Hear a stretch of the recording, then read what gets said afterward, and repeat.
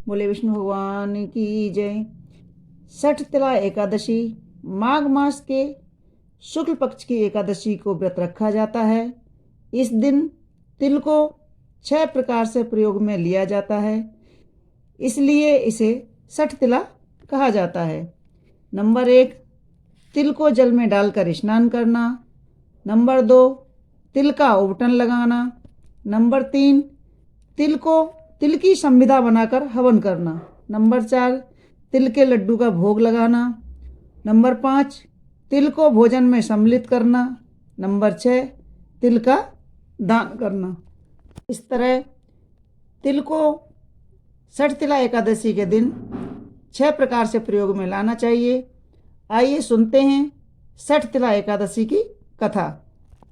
एक समय दालभ्य ऋषि ने पुलस्त ऋषि से पूछा, हे ब्राह्मण, मनुष्य मृत्युलोक में ब्रह्म हत्या आदि महान पाप, दूसरे के धन की चोरी, दूसरे की उन्नति देखकर ईर्षा आदि करते हैं, परंतु फिर भी वे नरक में नहीं जाते हैं, सो क्या कारण है?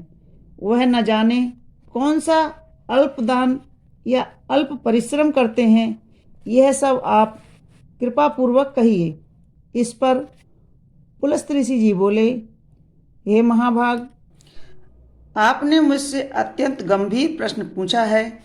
इसको ब्रह्मा विष्णु इंद्र आदि भी नहीं जानते, परंतु मैं आपको यह गुप्त तत्व अवश्य ही बताता हूँ। माघ माह के आने पर मनुष्य को स्नान आदि से शुद्ध रहना चाहिए और इंद्रियों को वश में करके तथा काम, क्रोध, लोभ, मोह, ईर्षा, अभिमान आदि का त्याग कर भगवान का स्मरण करना चाहिए। हाथ पैर धोकर पुष्य नक्षत्र में गोबर, कपास, तिल मिलाकर कंडे बनाने चाहिए। वह इन कंडों से 108 बार हवन करे और यदि इस दिन मूल नक्षत्र और द्वादशी हो तो नियम से रहें। स्नान इत्यादि क्रिया से शुद्ध होकर भगवान की पूजा कीर्तन करना चाहिए। एकादशी के दिन व्रत और रात्रि को जागरण तथा हवन करना चाहिए। दूसरे दिन धूप दीप नैवेद्य से भगवान की पूजन करें। खिचड़ी का भोग लगाना चाहिए। इस दिन कृष्ण भगवान का पूजन करना चाहिए। पेठा, नारियल, सीताफल या सुपारी सहित अर्घ देना चाहिए और फिर स्तुति करनी चाहिए, हे भगवान, आप असरणों के शरण देने वाले हैं। आप संसार में डूबे हुए का उद्धार कीजिए। हे पुंडरीकाक्ष, हे कमल नेत्रधारी, हे विश्व भगवान, हे जगत गुरु, आप लक्ष्मी जी सहित मेरे इस तुच्छ अर्घ को स्वीकार करो। इसके पश्चात ब्राह्मण को जल भरा हुआ कुंभ प्रदान करना चाहिए। ब्राह्मण को श्यामा गाय और तिल पात्र भी देना चाहिए। तिल स्नान और भोजन में श्रेष्ठ है, अतः मनुष्य को तिल दान भी करना चाहिए। इस प्रकार जो मनुष्य जितने तिल दान करता है वह उतने ही वर्ष तक स्वर्ग में निवास करता है। तिल स्नान, तिल का आवटन, तिल का हवन, तिलोदक, तिल का भोजन, तिल का दान, यह छठ तिला एकादशी कही जाती है। इससे उनके अनेक प्रकार के पाप नष्ट हो जाते हैं। नारद ऋषि बोले, हे भगवान, आपको नमस्कार है। इस छठ तिला एकादशी का क्या पुण्य है और क्या इसकी कथा है, सो कहिए। श्री कृष्ण भगवान बोले, हे नारद जी, मैं तुमसे आंखों देखी सत्य घटना कहता हूँ। प्राचीन काल में मृत्युलोक की सत्य घटना कहता हूँ। प्राचीन काल में मृत्युलोक में एक ब्राह्मणी थी। वह सदैव व्रत किया करती थी। एक समय वह 1 माह व्रत करती रही। इससे उसका शरीर अत्यंत दुर्बल हो गया था, परंतु उसने कभी भी देवताओं तथा ब्राह्मणों को धन तथा अन्न नहीं दिया।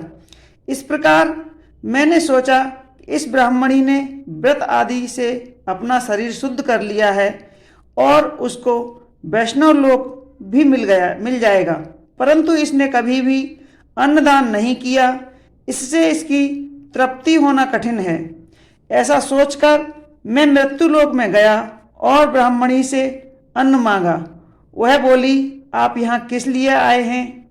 मैंने कहा, मुझे भिक्षा चाहिए। उसने मुझे एक मृत्युपिंड दे दिया। मैं उसे लेकर लौट आया। कुछ समय बीतने पर ब्राह्मणी भी शरीर त्याग कर स्वर्ग आई। मृत्युपिंड से के प्रभाव से मुझे एक आत्मग्रह मिला, परंतु अपने को वस्तुओं से शून्य पाया। वह मेरे पास आई और बोली, हे भगवान, मैंने अनेकों व्रत आदि से आपकी पूजा की है, परंतु फिर भी मेरा घर वस्तुओं से शून्य है।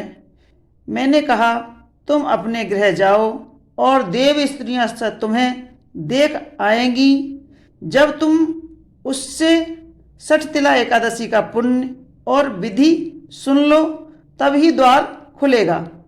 भगवान के वचन सुनकर वह अपने घर को गई और जब देव स्त्रियां आकर द्वार खुलवाने लगी, तब ब्राह्मणी बोली कि यदि आप मुझे देखने आई हैं तो सठतिला एकादशी का महत्व कहिए। उनमें से एक देव स्त्री बोली, सुनो, मैं कहती हूँ। जब उसने सठतिला एकादशी का महत्व सुनना दिया, तब उसने द्वार खोला। देव स्त्रियों ने उसको सब स्त्रियों से अलग पाया। ब्राह्मणी ने भी देव स्त्रियों के कहे अनुसार सठतिला का व्रत किया और उसके प्रभाव से उसका गृहस्थ धन धान्य से भरपूर हो गया। अतः मनुष्य को सठतिला एकादशी का व्रत अवश्य करना चाहिए। इससे मनुष्य के जन्म जन्म के में आरोग्य प्राप्त होता है और दरिद्रता नष्ट हो जाती है। इस व्रत से मनुष्य के समस्त पाप भी नष्ट हो जाते हैं। तो मित्रों, यह थी माघ मास के शुक्ल पक्ष की सठतिला एकादशी की कथा। आपको हमारी कथाएं कैसी लगती हैं हमें कमेंट्स बॉक्स में ज़रूर लिखें और हमारे वीडियो को लाइक करें, शेयर करें और प्लीज़ सब्सक्राइब अवश्य कर लें, ताकि आने वाली कथाएं आपको सुनने को मिलती रहें। धन्यवाद। बोले विष्णु भगवान की जय।